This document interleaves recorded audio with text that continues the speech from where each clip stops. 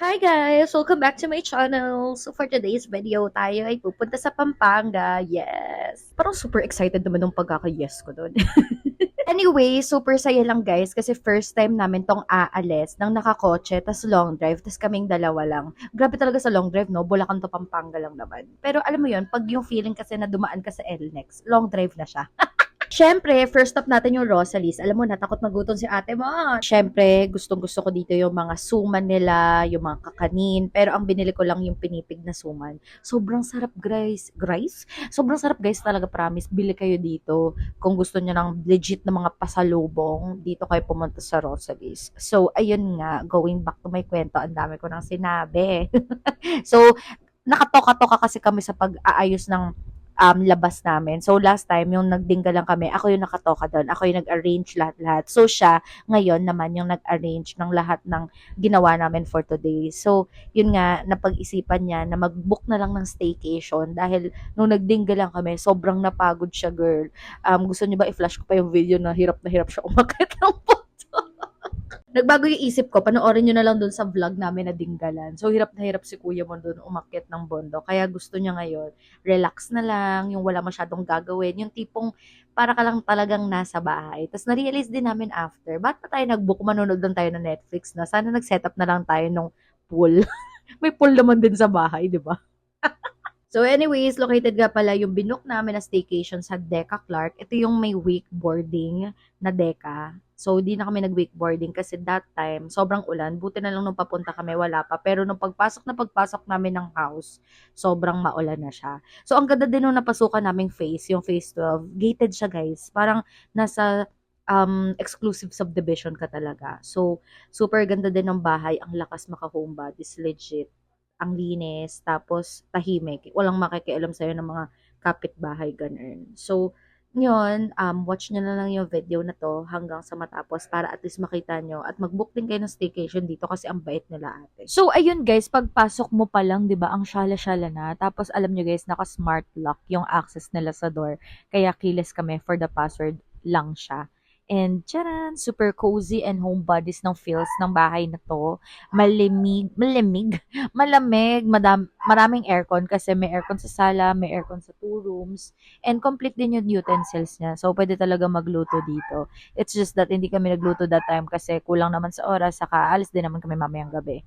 So, two rooms siya guys, both with the AC nga, and siguro kasya dito for 6 to 10 packs. So, perfect talaga siya for birthdays or anything na ganap, relax lang ng family. So, nabook namin pala siya guys for 5,000 pesos. Ang pinaka main attraction lang talaga dito is yung jacuzzi, yung wakeboarding na hindi naman din namin na-try dahil maulan that time.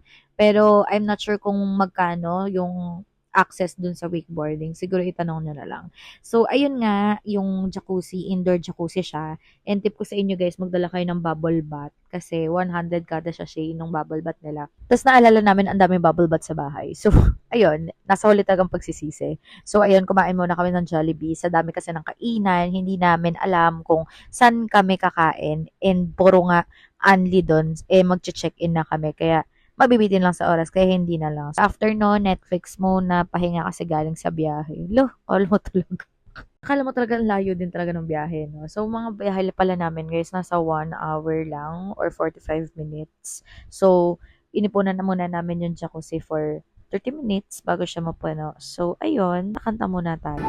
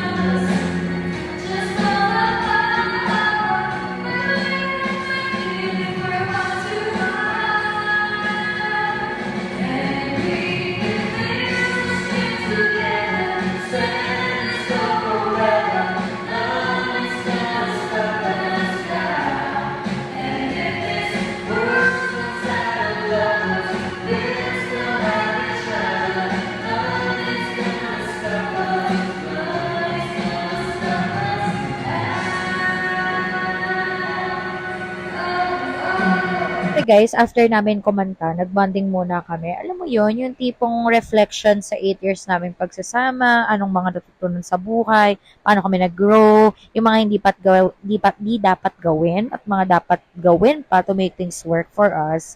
Kasi naniniwala talaga ako na walang tamang tao. It's how you perfectly see your partner and how you make things work for the both of you. So, ayun lang. Feeling ko love is a choice talaga. It's a constant choice. So, ayun lang. Dami kong sinabi, diba? Last stop namin dito sa Fairy Mates.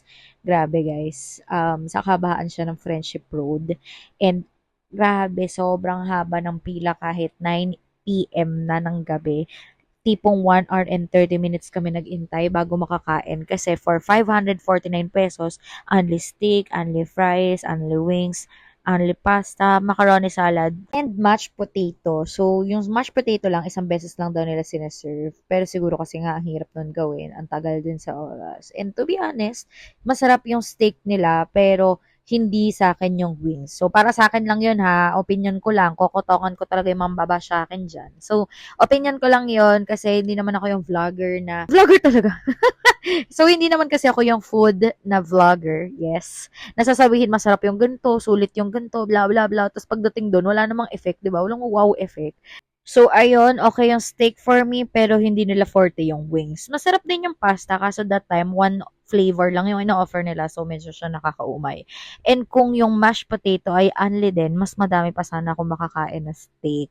Kaso yun nga, baka kasi mahirap gumawa ng mashed potato. So, overall, sulit naman yung paghihintay kasi sobrang busog kami nito. Dapat nga bababa pa kami dun sa cafe, kaso sobrang busog na nga talaga.